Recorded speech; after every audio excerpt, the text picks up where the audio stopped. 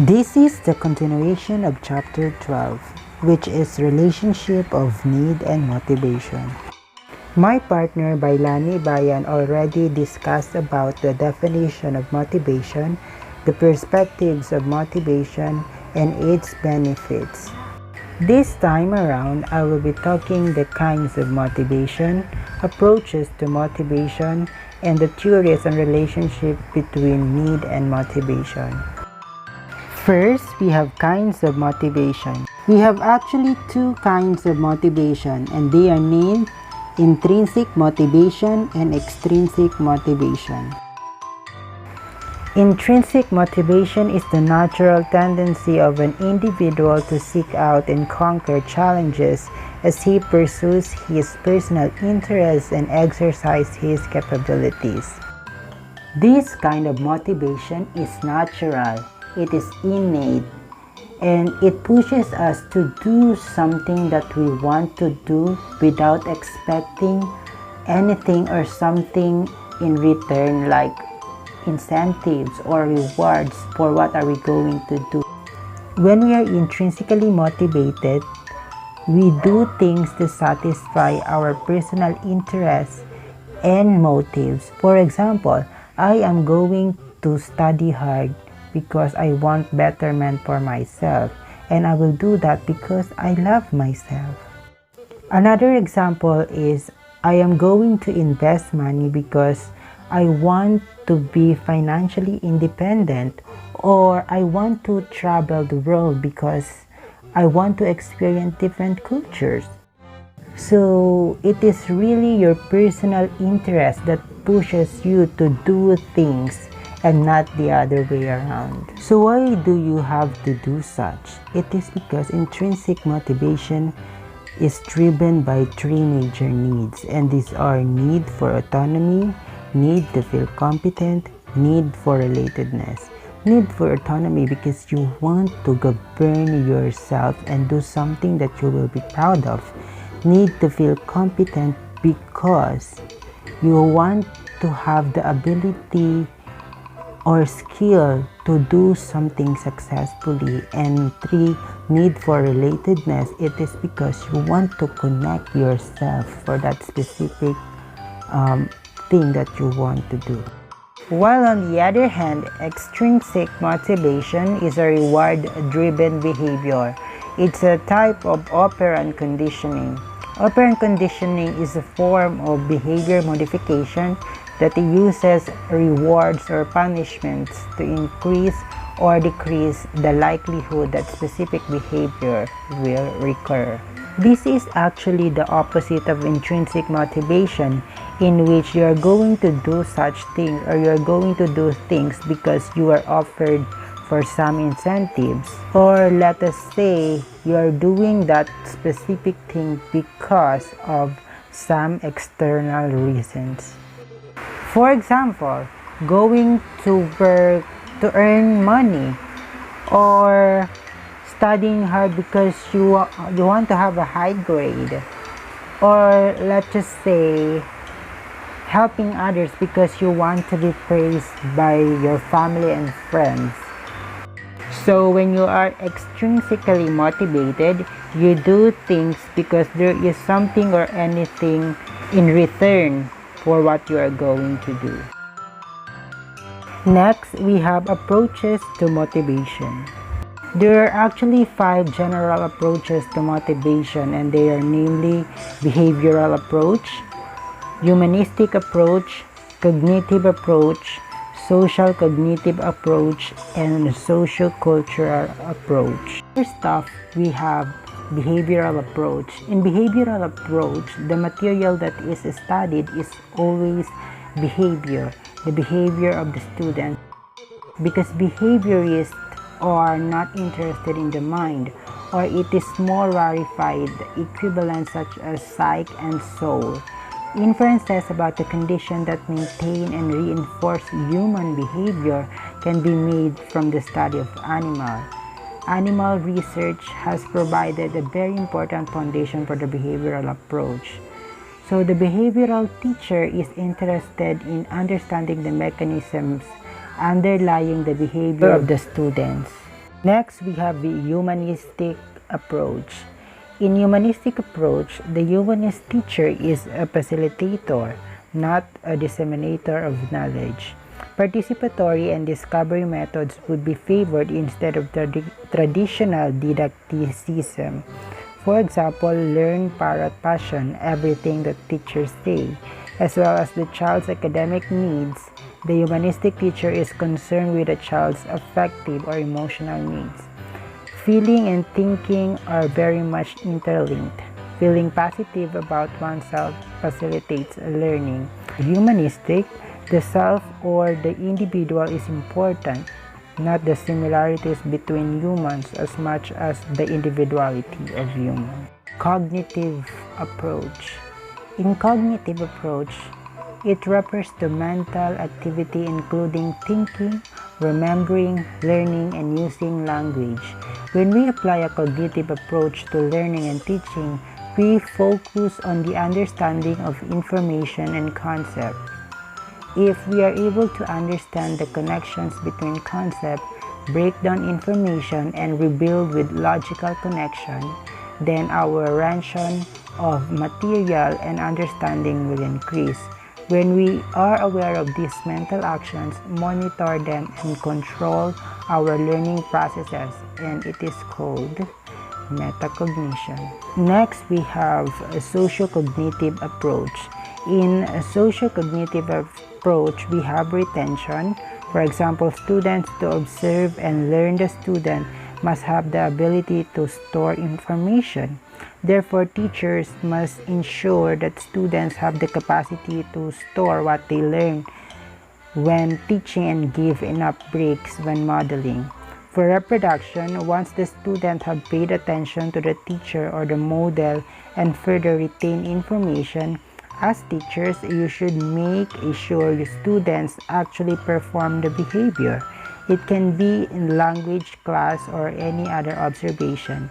Students must practice what they learn in order to improve their skills. Finally, in motivation, in order for observational learning to be successful, students must be motivated to pay attention, retain, and reproduce. If the students are not motivated enough, he or she will not learn properly. Reinforcement and punishment play an important role in motivation. While experiencing these motivators can be highly effective, so can observing others experience some type of reinforcement of punishment. For example, if you see other students rewarded with extra credit for being to class on time, you might start to show up a few minutes early each day. Lastly, the sociocultural approach. According to Vygotsky, a child already has some innate biological characteristic of his brain. Society and culture only provide him tools for intellectual adaptations. These tools vary in different cultures and societies. Sociocultural development, with the help of these tools, develops his human intelligence and cognition. For example, one culture teaches children to play with toys while the other encourages them to play outdoors. Children from both cultures adapt to what their cultures teach them. If a culture encourages talking, they will learn to do so. If a culture requires children to learn two languages at the same time, they will learn both. Let's proceed now to Maslow's hierarchy of needs. Maslow's hierarchy is most often displayed as a pyramid. The lowest levels of the pyramid are made up of the most basic needs, while the most complex needs are at the top of the pyramid. Needs at the bottom of the pyramid are basic physical requirements, including the need for food, water, sleep, and warmth. Once these lower level needs have been met, people can move on to the next level of needs, which are for safety and security. As people progress up the pyramid, needs become increasingly psychological and social. Soon, the need for love, friendship, and intimacy becomes important. Further up the pyramid, the need for personal esteem and feelings of accomplishment take priority, like Carl Rogers. Maslow emphasized the importance of self-actualization, which is a process of growing and developing a person in order to achieve individual potential. Maslow termed the highest level of the pyramid as growth needs. These needs don't stem from a lack of something, but rather a desire to grow a person. While the theory is generally portrayed as a fairly rigid hierarchy, Maslow noted that the order in which these needs are fulfilled does not always follow this standard progression. For example, he noted that for some individuals, the need for self-esteem is more important than the need for love. For others, the need for creative fulfillment may supersede even the most basic needs. Okay, so let's start now from the very bottom, which is the physiological needs. The basic physiological needs are probably fairly apparent. These include the things that are vital to our survival.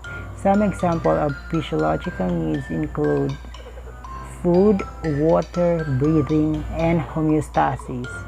In addition to the basic requirements of the nutrition, air, and temperature regulation, the physiological needs also include such things as shelter and clothing. Maslow also includes sexual reproduction in this level of hierarchy of needs, since it is essential to the survival and propagation of the species. Next, we have going up, security and safety needs. As we move up to the second level of the Maslow hierarchy of needs, the requirements start to become a bit more complex. At this level, the needs for security and safety become primary. People want to control and order in their lives, so this need for safety and security contributes largely to behaviors in this level. Some of the basic security and safety needs include financial security, health and wellness, safety against accidents and injury, finding a job, obtaining health insurance and health care, contributing money to a savings account, and moving into a safer neighborhood are all examples of actions motivated by the security and safety needs. Together, the safety and physiological levels of the hierarchy make up what is often referred to as the basic needs. Next, climbing up, we have social needs. The social needs is Maslow's hierarchy includes such as love, acceptance, and belonging. And this level, the need for emotional relationship drives human behavior. Some of the things that satisfy this need include friendships, romantic attachments, family, social groups, community groups, churches, and religious organizations. In order to avoid problems such as loneliness, depression, anxiety, it is important for people to feel loved and accepted by other people. Personal relationships with friends, family, and lovers play an important role, as does involvement in other groups that might include religious groups, sports teams, book clubs, and other group activities. Next, climbing up again, we have esteem needs. As at the fourth level in Maslow hierarchy is the need of appreciation and respect.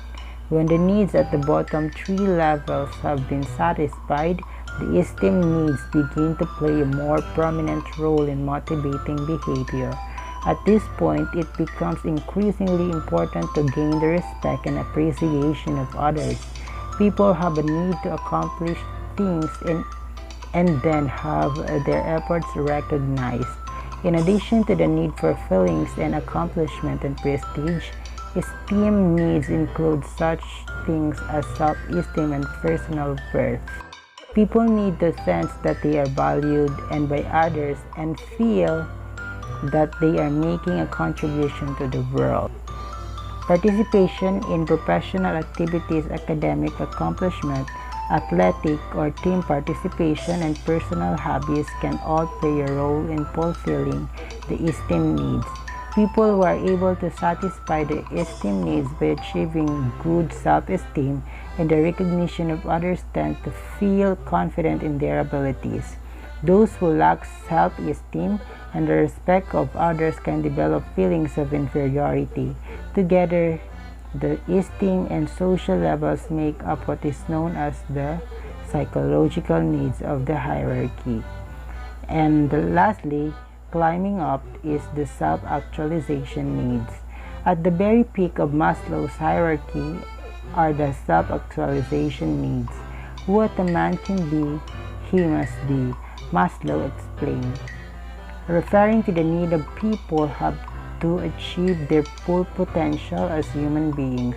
According to Maslow's definition of self-actualization, it may be loosely described as the full use and exploitation of talents, capabilities, potentials, etc.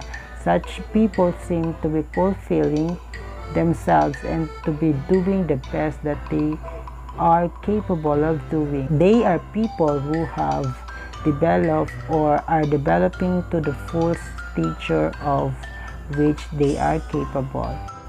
Self-actualizing people are self-aware, concerned with personal growth, less concerned with the opinions of others, and interested in fulfilling their potential.